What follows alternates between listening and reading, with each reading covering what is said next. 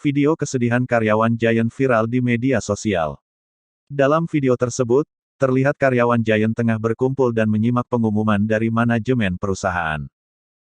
Banyak karyawanan tampak sedih dan menangis dengan keputusan tutupnya gerai Giant tersebut.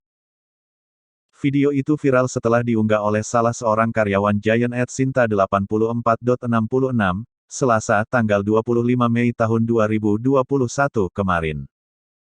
PT Hero Supermarket terbuka berencana akan fokus mengembangkan usaha IKEA, Guardian, dan Hero Supermarket.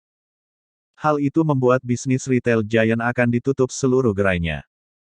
Head of Corporate dan Consumer Affairs PT Hero Supermarket terbuka Diki Risbianto memastikan bahwa seluruh gerai Giant yang ada di Indonesia bakal ditutup pada akhir Juli tahun ini. Dengan berat hati, seluruh gerai Giant lainnya akan berhenti beroperasi pada akhir Juli tahun 2021, ujarnya.